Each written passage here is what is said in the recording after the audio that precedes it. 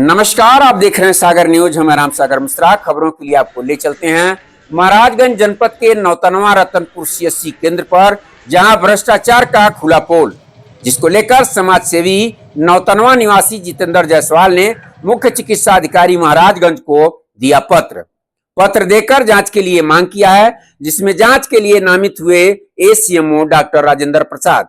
बताते चले, बड़ी खबर महाराजगंज जनपद के रतनपुर स्वास्थ्य केंद्र से आ रही है, जहां भ्रष्टाचार में लिप्त हुए हैं कई लोग।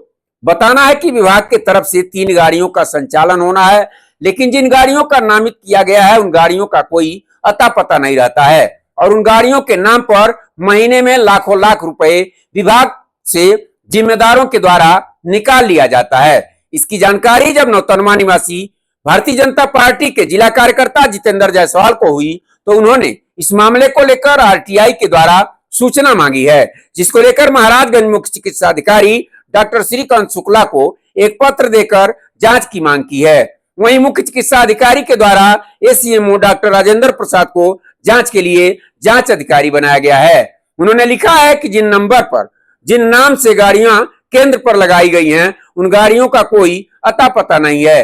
पैसे की निकासी बिल बुक भरकर बिना अधिकारी के दस्तखत के लाखों लाख रुपए महीने में निकाल लिया जाता है। जब इसकी जानकारी जांच अधिकारी डॉक्टर राजेंद्र प्रसाद से ली गई, तो उन्होंने बताया कि जांच चल रही है, जांच के बाद इसकी जानकारी दे दी जाएगी। लेकिन बड़ा सवाल है कि इसके पहले भी रतनपुर सीएससी का एक मामला सामने आया था, जिसमें आरबीएस के टीम के कुछ डॉक्टरों के द्वारा अस्पताल के कमरे में अनियमितता बरती गई थी। जांच में 3 लोगों की टीम बनाई गई, लेकिन वह जांच ठंडे बस्ते में चला गया। आज तक उसका कोई पता नहीं चला और उन लोगों को विभाग के द्वारा बचा लिया गया है। अब देखना यह होगा इस जांच में सामने क्या आता है, क्या यह भी जांच निष्पक्ष होती है या इसे ठंडे बस्ते में डाल दिया जाता है, ये तो समय बताएगा। आइए हम आपको ले चलते हैं जितेंद्र जायसवाल नौतनवा निवासी जो समाज सेवी हैं, उनके पास, जानते हैं उनसे क्या कहते हैं इसको लेकर के। नौतनवा के अंतर्गत आने वाला रतनपुर सीएससी केंद्र का आपने कुछ अभिलेख मांगा है आरटीआई के माध्यम से, उसको लेकर के आप क्या कहना चाहेंगे? क्या आपको मिल गई या नहीं?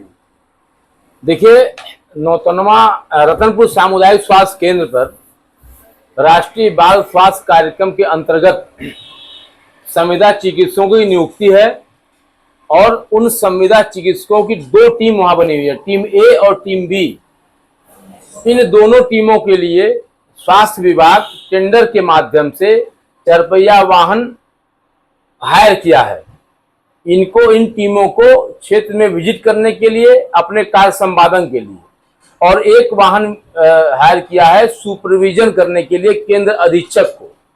लेकिन होता क्या है, तो इस संदर्भ में मुझे सूचनाएं मिल रही थी कि जो गाड़ियां बोलेरो जो हायर किया गया है वो वहां पर है नहीं, चलती नहीं है। वो प्राइवेट कार से लोग चल के विजिट करते हैं और पूरा पैसा फर्म मालिक से जो टेंडर लिया वो चिकित्सक और ड्राइवर मिलकर बंदरबांट कर लेते हैं। सरकारी राजस्व की क्षति होती है बड़े पैमाने पर। मुझे जब इसकी सूचना मिली तो मैंने आरटीआई के माध्यम से स्वास्थ्य विभाग से इस पूरे प्रकरण में जानकारी मांगी, तो उन्होंने मुझे करीब 35-40 पन्ने का जवाब दिया है। उनके जवाब में लिखा गया है कि तीनों गाड़ियों का जीपीएस सिस्टम खराब है। तो जब जीपीएस सिस्टम खराब रहेगा तो इलेक्ट्रॉनिक साक्ष्य मिल नहीं पाएगा कि गाड़ियां कहाँ चल रही है, वही गाड़ी चल रही है, कहाँ मूव हो रहा है। और हमने इस पे कई बिंदुओं की रिपोर्ट मांगी, उनसे सूचना मांगी थी कि वहां जो बैग लॉगबुक उनका भरा जाता है उसकी कॉपी मुझे दें, 4 महीने की, 5 महीने, 6 महीने की, और जीपीएस सिस्टम की हमको कॉपी दें, सीसीटीवी कैमरे की फुटेज मुझे बरामद करावें। तो इन सब बिंदुओं में जवाब मांगा था।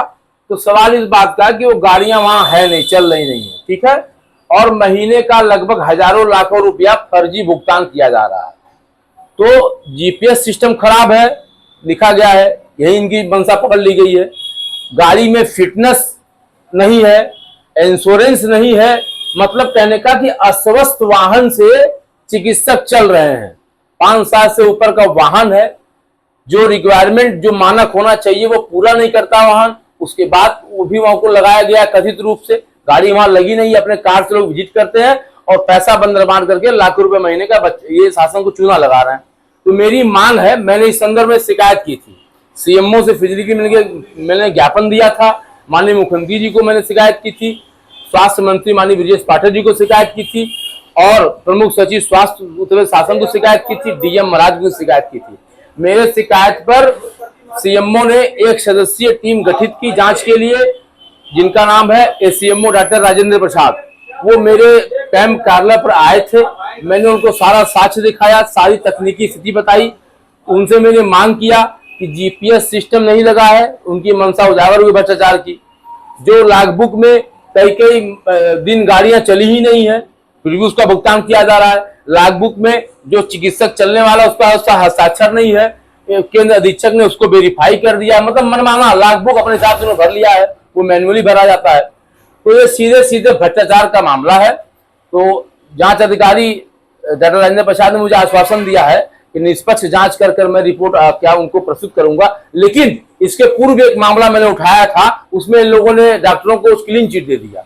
तो मुझे इन पे भरोसा तो नहीं है कि ये निष्पक्ष जांच करेंगे, तकनीकी स्तर पर जांच करेंगे, मुझे कोई भरोसा नहीं है। लेकिन फिर भी जांच चल रही है, तो जांच रिपोर्ट तक मैं इंतजार कर रहा हूं कि इस पे क्या करते हैं, वरना मैं इसके खिलाफ और आगे माननीय मुख्यमंत्री से मिलूंगा। क्योंकि ये शासन की, उत्तर प्रदेश सरकार की और माननीय मुख्यमंत्री योगी जी की स्पष्ट संकल्प है, स्पष्ट निर्देश है कि जीरो टॉलरेंस, भ्रष्टाचार पर जीरो टॉलरेंस की नीति अपनाई हुई है और पूरे भाजपा के लोग इस पर नजर भी रखते हैं। तो हम लोगों के रहते स्वास्थ्य विभाग शासन को चुना नहीं लगा पाएगा, पैसों को बंदोबस्त नहीं कर पाएगा, भ्रष्टाचार नहीं कर पाएगा। इसीलिए हम जो है इस पे लगे हुए हैं और अब देखते हैं कि जांच रिपोर्ट क्या लोग देते हैं। ऐसी छोटी बड़ी खबरों के लिए बने रहिए महाराजगंज से रामसागर मिश्रा के साथ। के अंतर्गत आने